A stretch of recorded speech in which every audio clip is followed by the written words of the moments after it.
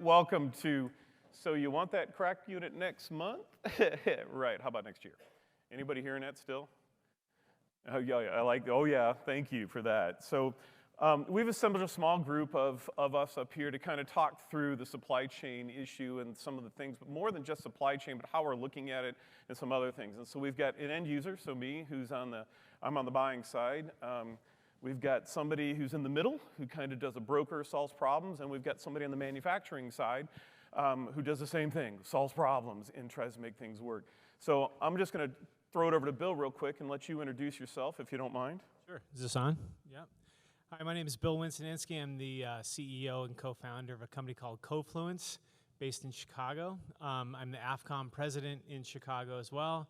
And my real passion, I started a golf company that specifically designed for data center people to get out of cold weather during February, called Escape the Cold Isle, so you guys are all invited. My name is Mark Germagian. I'm the CEO of Gateview Technologies, and we manufacture rack PDUs in the United States here. And my background is in telecom and IT. I've worked on switch mode rectifier systems, UPSs, and cooling solutions. I'm a design engineer. I've been a project manager and a business owner. So I'm wired, so I'm okay. So I'm Ray Parpart. I'm the Director of Data Center Strategy and Operations for the University of Chicago. You don't like my picture? Thank you, thank you. What happens when you have kids, you'll cosplay and say, Dad, you want to go with us? We're like, absolutely.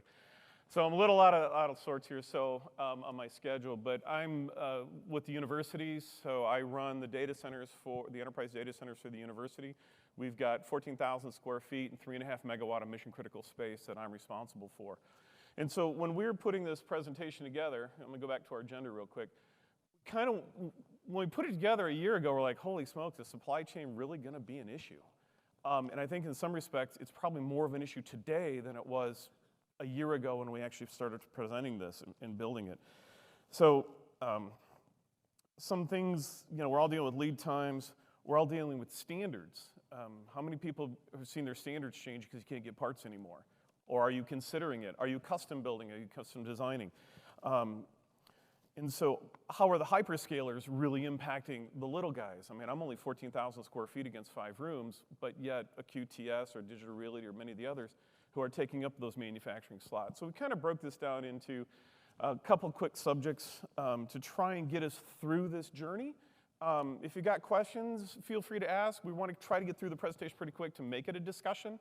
So I'm going to stop talking and move into our first set. So let me get down here to hopefully what looks, let's chat. Here we go. So how did we get here? I think, so I'm from a research institution. I think PhDs and researchers are going to talk about how we got here for years to come. But from your perspective, gentlemen, where you sit in the supply chain, what happened?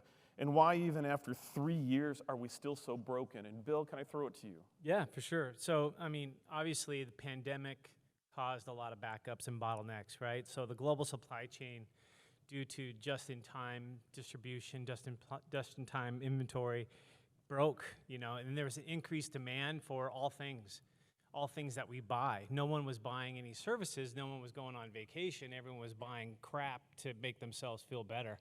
And that bottleneck really tied up the supply chain. Also, medical supplies, plexiglass, things that we weren't distributing a long time ago were being added to that bottleneck. Port congestion.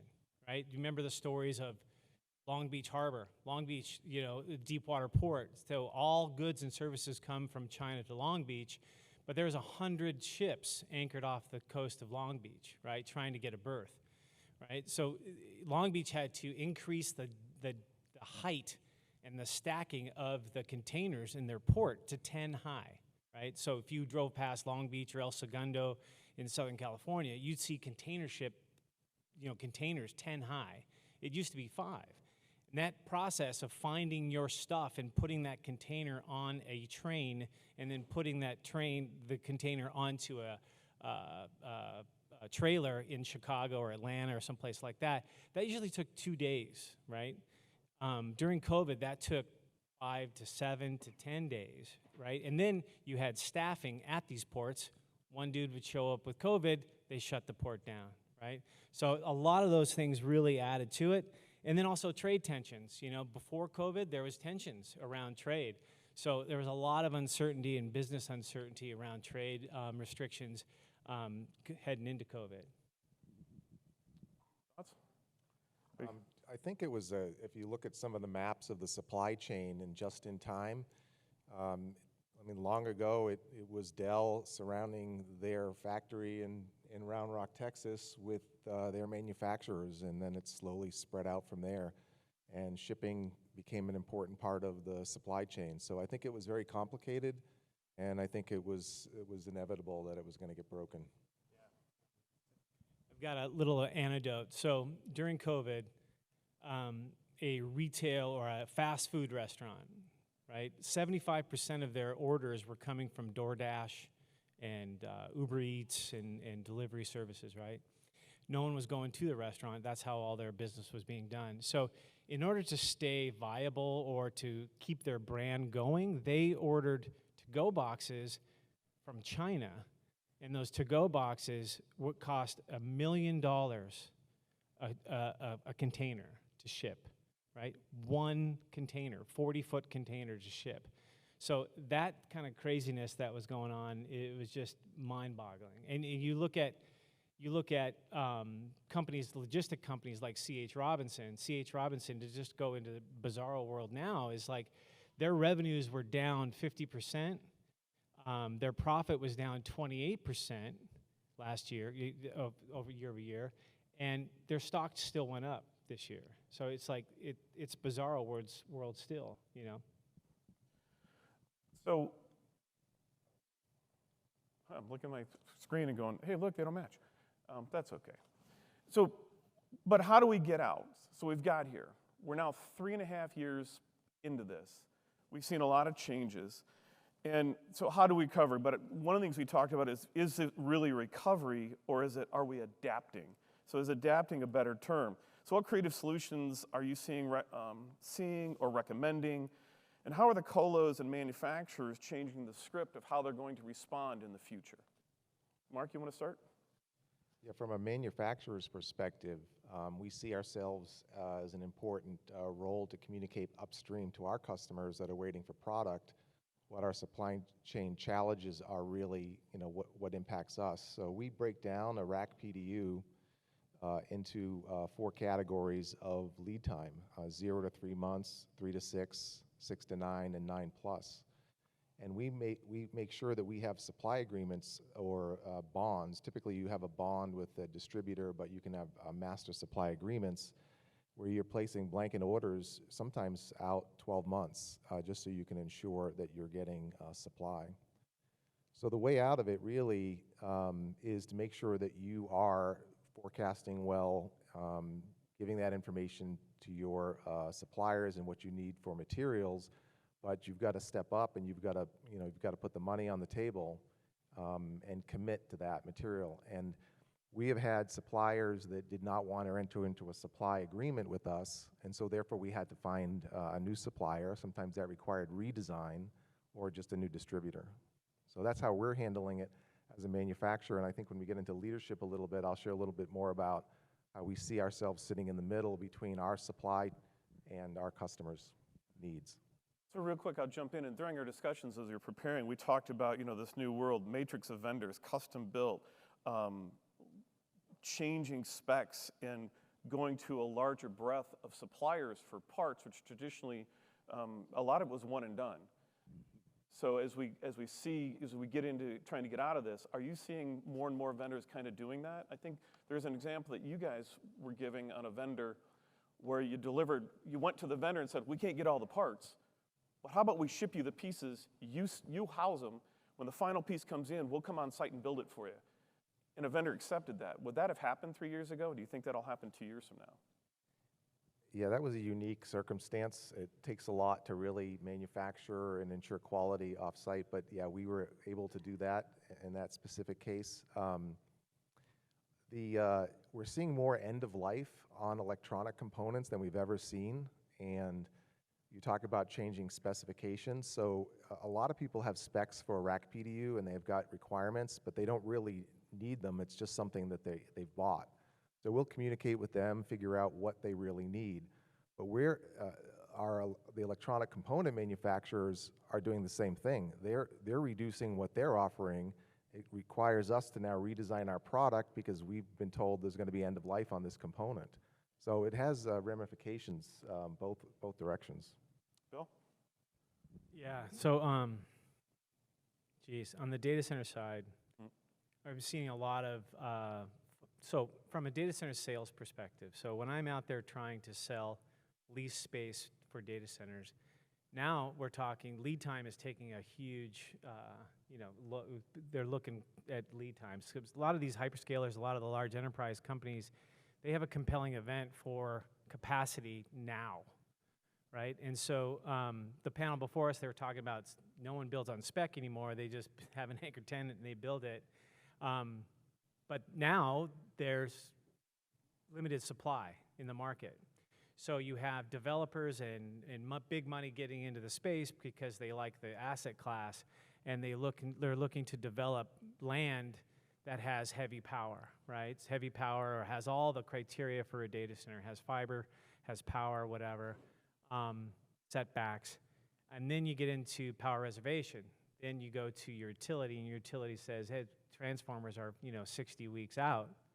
So that offers a really interesting opportunity for collaboration between the money of the investor and the end user, or the data center provider and the end user, to collaborate on what they're looking for. Because now we're talking 2 years out. You got to build a building, you got to get power, and now you have to fit them out and satisfy that capacity.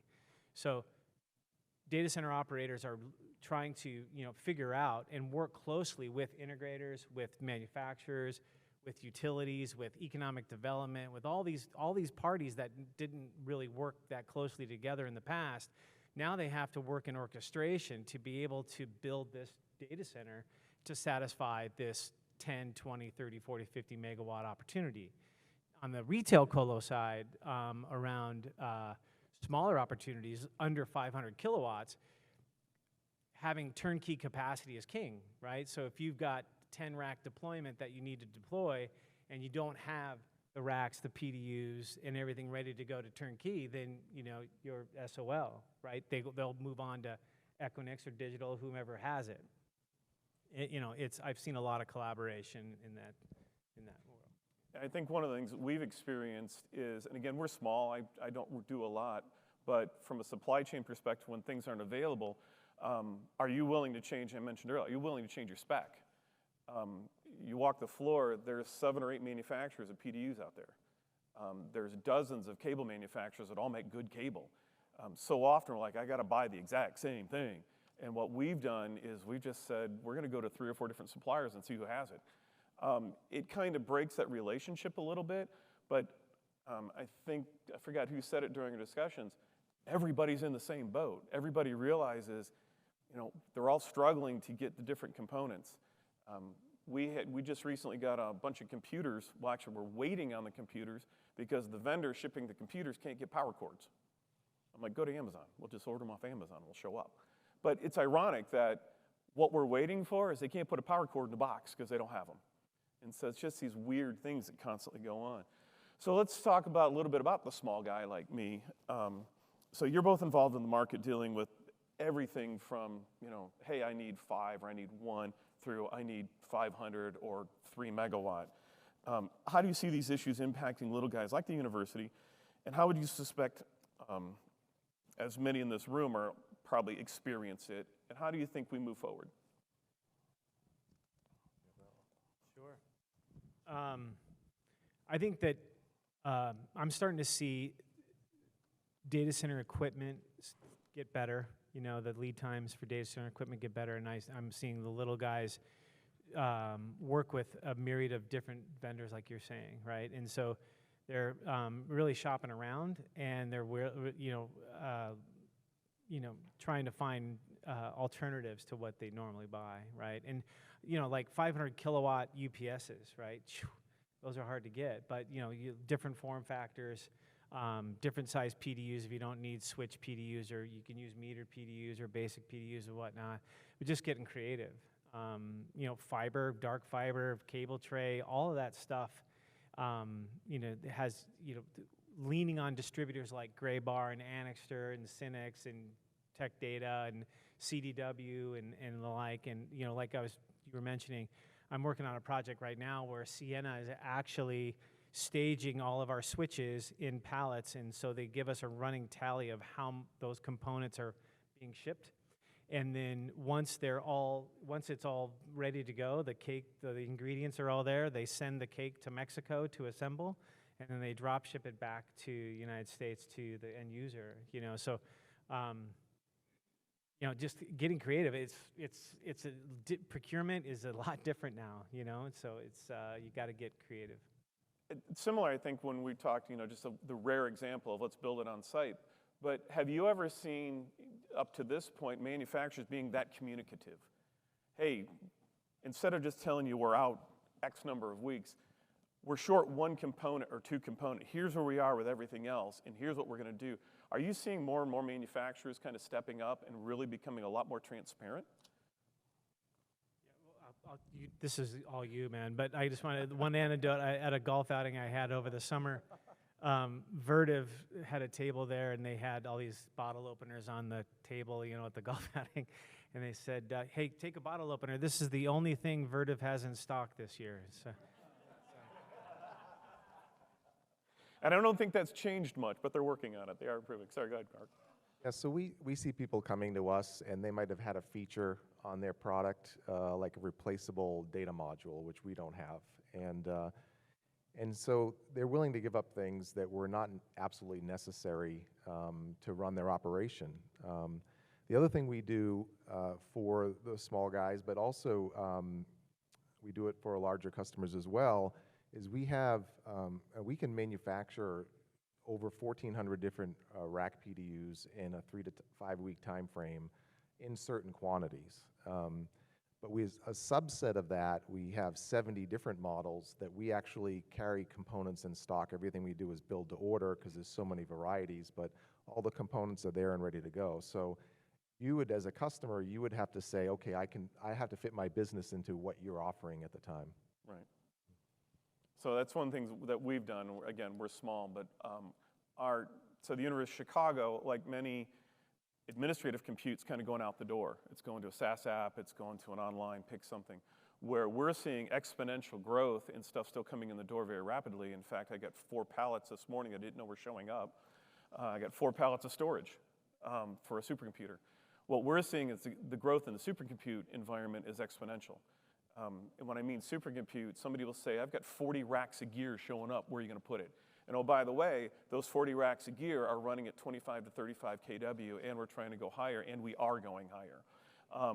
So if you ever need any ideas on how to be creative, talk to Ray, because they've got badass researchers at the University of Chicago that get grants, and you know, these guys buy equipment and ship it to them and say plug it in, and yeah. He's got a building built in 1910 that he has to figure out how to remove the heat. You like my building, do you? I like your building. So I think the follow-on where I was going with that is it's being creative. And some of the things we're actually talking about is we've gone back to the manufacturers and said, I know you can't get this part, but can you make me this part? So some of the suppliers we work with will go out of their way to change a bent metal component because they can't get a part or they can't get a piece. But I'm willing now to go out and change what my standards are. So from a little guy, I'm very small, so I'm not as worried about a data center that, you know, I've got Crac X and now I've got Crac Y, and I got to worry about support and maintenance issues because I don't have 300 of them in the room. I've got 6 of them in a room. But being willing for the very first time to step back and go, you know, I probably should rethink what my standards are because I can get this in 30 weeks versus that in 60 weeks. Now, we're seeing those numbers come down, but I think as I look to the world moving forward, how flexible and dynamic am I going to be to new stuff coming in? We're looking at DLC, we're looking at submersive, we're looking at, I'm actually working with Bill on a project on where to house 4 100 kW cabinets. So anybody support 4 100K cabinets? Anybody thought about supporting 100K cabinets? So these are real things that we're seeing. And from a colo, one of the challenges is, well, why are you going up instead of going wide? And that's kind of what we're trying to revisit ourselves and going, why am I doing 100K dib in a cabinet instead of 250s or 425s? And a lot of it for us is bragging rights. When you look at the supercomputers, our researchers like to go, I'm running 100 kW, look at me. But it's fun. It's pretty challenging. The physics gets real enjoyable. There was a previous session on heat and thermodynamics and CFD, and it was fascinating. So that's where all the fun comes. All right, so I realize I'm out of order, but I think I'm right. So let's talk a little bit about leadership, because as we were going through this, in my leadership journey, I think many in this room would agree, everything starts or fails with leadership, whether it's good leadership or bad leadership. Good leadership can take a bad situation and make it really good, but bad leadership can take a good situation and really make it bad. And so how do we look at leadership? So how do you see impact? How do you see leadership? And we talk from finance to everything else. How do you see leadership impacting this situation moving forward? So if I were going to define leadership, I would say it's to have a vision, and that can be a vision from yourself, somebody above you, or it can come from anywhere really. To believe in that vision, and then to communicate it clearly to the people that need to act on it, and not giving up on it. Sometimes you're going to see resistance when there's change, but that doesn't mean you don't accept reflection on what's happening on the field and be willing to make changes to what you're doing, your actions. So about 2 years ago when this all hit, we had our chairman of our board, his vision was, this isn't going away anytime soon. So what's our action going to be? My vision was, we sit between our suppliers and our customers. So it's going to be our responsibility to communicate to our customers what our challenges are, and to do it clearly and to not give up. And so some of our customers start out with, we have 90-day terms. And the bigger they are, those are the terms you typically see. But the vision we have is, well, you need to actually sign up for a capacity within our facility. So we have so much capacity, we need to know what your needs are, what you're planning, how much of our capacity are you using, and how much of our materials are you going to require? And I had mentioned earlier that we broke those materials up into 4 categories, all based on lead time. So we know for a rack PDU of a certain power type, what percentage is in the 0 to 3 months, 3 to 6, 6 to 9, 9 plus. So then the responsibility for us as a manufacturer is to somehow communicate clearly to the customer that you need to sign up with us as a master supply agreement. We call it private manufacturing, that you're going to use so much of our capacity and so much of our materials. And what it ends with is, so therefore, you will need to provide us a material retainer in advance that we hold, so we can go out and get those components to meet your your requirements for your business.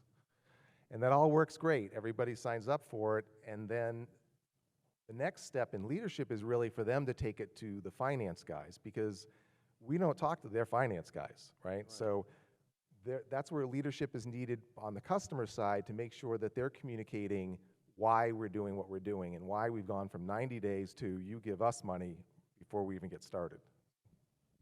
Bill? I think leadership is the awareness of what's going on, and be able to articulate that and be flexible and listen to what's going on to be able to achieve a semblance of your goal. And I say semblance because in the data center space, I've been doing it for 25 years, and I've seen, we would step over our own mother just for a cabinet, half cabinet deal. And now the place where I used to work at QTS, they don't get out of bed for anything under a megawatt, and everything is, triple net leases and stuff. So it's evolved quite a bit. But the leadership that I've seen is that equity and the money behind some of these data center companies are willing to be flexible and work with the end user to understand their goal and objectives 1-2 years out because of what has happened. And that's a big change. So to be able to sit on the table and talk about pragmatic issues around just simple things like annual escalators. Before, we would say the annual escalator is 3% and that's it. Now we're doing, caps and floors on escalators based on CPI and, those type of things. Those conversations never used to happen. That was just kind of non-negotiable 3%, annual escalators. So I think that, this is kind of interesting to see how this is happening. I mean, COVID really messed things up, and just 3 weeks ago in China, if you worked at a factory that had 1,000 people and you showed up with a fever, they shut down that factory for 2 weeks. Now that's craziness. Now because of what I'm back to the anecdotes, but because of Long Beach Harbor having such impact and bottlenecks at Long Beach Harbor, that goods and materials coming from China are going through the Panama Canal and going to ports that have been dredged deeper in Savannah, in Charleston, in Miami, in New York City, and the things. So I think a lot of the things that we needed to do already, that we wanted to do but didn't, kind of got exacerbated and fast-tracked after COVID, So anyways. So I think along the leadership path, getting our leadership is finally listening to us. I mean, how often have you heard, get it done, make it happen, and you're just going, okay, we'll do the best we can, but it's that constant beating of why isn't it done, why isn't it done, why isn't it done? I think now what we're seeing is people, our leadership has backed off, and I think even in their suppliers and everything else, they're finally realizing, wait a minute, why am I depending on one thing? It's kind of like I'm going to widen my horizon on who my suppliers and how I'm doing things. Our leadership, we built a cluster. We're tearing down an old building. The unique thing about the building is Enrico Fermi's lab. Anybody know who Enrico Fermi is? For sustained nuclear controlled reactor done in racquetball court. His laboratory, I've said this before, is a computer room today. And his protege, Rob Gartner, doing high energy physics and stuff that we get collision data out of CERN and we process it. Well, they're tearing the building down. So he's suddenly got, okay, where's my systems gonna go? And so all of a sudden he shows up with 40 racks of gear that I gotta put in somewhere. The challenge is he moved it from data center that was traditionally air and a much lower dense. They were doing 5-6K cabinets. Well, they're buying all new technology. They're buying more of it, 3 to 4 times more. They're moving into space that they no longer have control over in a completely different cooling model. And so from a leadership perspective and having to work with this world-renowned researcher to say, we're doing things different. We're doing rear door heat exchangers, and we're doing 25 kW cabinets with you. And they're actually running at 24, so I got a little bit of headroom with him. But when we first ordered the rear door heat exchangers, we knew what was going on. They're like, let's order 10. I'm like, you do realize these are going to take a long time to get here. And so we ordered 20, and then I immediately ordered 10 more, and then 10 more to get them in the pipeline because we knew they were coming in. And we ran into the exact same thing. Where's my stuff? I've got computer grants that we have to turn on that we can't turn on. And it was so nice to go, well, I told you so. But you don't really get to say that to anybody. But I think what leadership from our side has done at the university is they realize things don't happen as fast as we want them to anymore. And leadership's become a little more tolerant to when we say, hey, this is a 40-week or this is an X week, forget the numbers, this is an X week lead time, and it's going to take us this long to do it. And oh, by the way, the price has gone up 25%, and I got to pay a tariff and shipping if you want it faster. And they're like, not happy, but we've earned their trust, so they go, let's see what we can do. And so I think a lot what we've seen in the industry is there's been a little more acceptance instead of this constant browbeating of realizing things are going to take a little bit longer. Bill, you had something to say? Yeah, well, I mean, from a data center seller's perspective, my teams had quotas. We give you a phone and give you a computer and a quota and say, go, here's your ramp, sell data center space and power. Now they're teaching these sellers and talking to them about how to engage with customers around lead times and set expectations, because traditionally in co-location, it wasn't a deal unless there was a compelling event, and that compelling event couldn't be rates. It had to be, they had an outage, they had a fire, they had something that happened that drove that compelling event. Back in the day, you couldn't say, well, yeah, I'd close that deal, but the port of Long Beach is compacted and the ships have to go through the Panama Canal. My boss would tell me, pack sand. But now you're absolutely right. People are understanding that you have to build that funnel and that pipeline out long enough to be base hits, doubles, triples, and home runs, But I have one other anecdote that I wanted to talk to that kind of lends to this. But in You notice Bill's the king of anecdotes here? in 2019, I just want to poll the crowd here. This is kind of fun. So in 2019, the average cost of a 40-foot container from China to Long Beach, how much do you think that cost? A 40-foot container with, just Throw out a number. yeah, throw out a number. 4,500? 3,000. Who said what? 3,000. Okay, that's good. So the average price was 2,000, right? That was in 2019.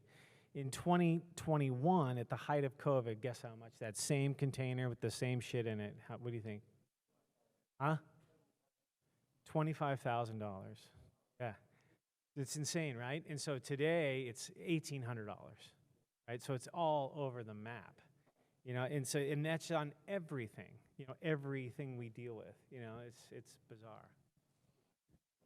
You good? Yeah, did you want to share about the leader in supply and fulfillment? So 50% of all goods, everything we buy in the United States, 50% comes out of an Amazon data center or Amazon distribution center. Right, so 50%. So, that leads to what you were going to say about Yeah, Amazon is a good example. They are clearly the leader when it comes to supply and fulfillment. And I think what you were telling me also was that they're in explosive build-out right now. And when I drive around, you just see buildings with no windows. First, you think they're data centers, and you're like, well, maybe they're distribution centers. And They have a blue stripe on them. That's right, with the blue stripe. Find an Amazon, it's got a blue stripe on it. And I think what it indicates, just something very simple, is that if you have it, you will sell it. And so I think there's an example of making sure that you are getting ahead of your supply chain. So one of the last subjects we talked about was, we talked a lot about people and companies and places, and one of the discussions that kept coming up was people. So we've talked companies, we've talked supply chain, we've talked about impact and shipping, but our conversations often turn to the people side of businesses. How do you see the everyday person who is impacted by supply chain coping? And what suggestions you might have to help move us through and adapt to this, what's becoming our new norm? Bill, you had talked about remote work, about the lessons we've learned. It's just been on and on. So we got a few minutes here. So yeah, no, City of Chicago. There's tons of buildings that are empty, right? And then the people are going back to work and in spurts. People are working from home. People are, buying things, in bulk and things of that nature around COVID. But from a data center perspective, COVID taught us that, when you have operations teams that need to go into a building, and you have your whole workforce that's remote, I think that the data centers really did a great job with balancing that, But it's still not 100% at some of these data centers. They're staffing up. The human capital side of it is still something we grapple with in our industry. You need to find skilled workers and stuff. But as far as the supply chain is concerned, as far as data centers are concerned, I think that demand is increasing. AI companies that I'm dealing with right now, they're doing AI stuff for Microsoft. So Microsoft is white labeling for these services. So not only is Microsoft building their own data centers, they're outsourcing to third-party co-locations, and then they're also outsourcing the AI and the technology to these companies. And so capacity, you just can't build it fast enough. And how that relates to people, I mean, it's interesting because these places don't employ a lot of folks, but the trades, you know, employs a lot of trades during the building cycle, you know. Mark, anything? Thoughts? Well, on the more use of online services where people working at home and the new technologies like AI, and we're seeing a larger demand for higher powered products. So the rack power levels, 60 amp PDU, which is about 17 kW, used to be our 5th leading seller, and now it's like a number 3. So I think we're seeing an increase in power per rack to support business. On the employee side, you know, we're a small to medium-sized company. We manufacture in Florida. I don't think we knew we had COVID, so we just kept going. Yeah, so we're operations. We went home. So the university pivoted. Our school never believed in online courses. It's the DNA of our institution. People come to our school and they want to sit in front of a Nobel laureate who's teaching a course. It's a very humbling and honored place to work. But we went from COVID, from having 0 courses online, in 5 days the entire university was, 0 online to the entire university online in 5 days. Never missed a beat. The hardest part we had was teaching faculty how to use Zoom. We had everything in place to do it. Now that we're coming out of COVID, we're going back into the classrooms because our students want to be back in the classrooms, our faculty want to be back in the classrooms. But I think from a the personnel side and taking care of you, I'm operations. We were home for about 3 weeks and we were back in the office. We touch things break, we have to fix them. So one of the things that we've seen from COVID is the tolerance of it's okay to work from remote, even from an operations level. I run a 24-hour operations team. We now send them home probably 50% of the time. They know they have to come in if something goes wrong, but for the fact, our university never accepted that. I got an ops team, we want somebody in a seat 24 hours a day. What we've been able to do, though, is outsource and move workloads. Things that where we needed to be in the room for, like mainframe operations, we were able to outsource mainframe operations to a company that's what they do best. And so I think from a taking care of us on a personal side is COVID, and where we're coming out of this, has taught us all to reevaluate and be tolerant and acceptant to thinking the world different. It's kind of like in data centers. We talk about disruptive technology, and we talk about all the new things that are coming out, DLC and some of the submersive, you know, it's all there. It's been around for a while, but we're actually seeing it, and we're starting to adopt and adapt it because we realize, you know, it's not as bad as we thought. And so I think that's where, from my side, being able to work remote and be able to take staff remote and being able to, because we can't find good staff because the work shortage is still, anybody having staffing problems, still trying to find good people? That seems to be endless, and I don't see that changing anytime soon. I think it's shining a light on a lot of holes we had, you know, around because people were at home, you know. So in Northwest Indiana, if you took a snapshot of the fiber optic cable or the network in Northwest Indiana, you would see pockets of complete deserts of network, right? So you have affluent areas that were lit up, but then you have these economically depressed areas in Northwest Indiana that had no ability to connect. So we had kids in school buses connecting online to do their work, or going into a McDonald's to get the Wi-Fi network at a McDonald's. So legislatively, there's been a lot of bills that and focus on infrastructure for decreasing the digital divide, doing things of that nature, and really kind of spending money on producing products at home. And you know, the DoD, I'm working on a project with the DoD that's mandating that all of the switches and routers and hubs are made in the United States because of quantum compute and those things that are they're focused on, you know, worried about China hacking and all the things of that nature. So kind of shined a light on a lot of things and forced a lot of like, what do they call that, insourcing more with local stuff, you know. So that's a little bit about us. We kind of a little all over the board. We hope we followed through some type of synergy. here's who we are. Feel free to reach out to any of us. Any questions, comments, thoughts, parting words, debates, disagreements, discussions of quantum computing through relativity? Oh, it's fun. We're at the heart of quantum computing, so it's kind of exciting. Well, if not, thank you. Fill out your surveys, please. Enjoy the rest of the show. We'll see you on the floor. Grab any of us if you got questions or thoughts. Appreciate your time.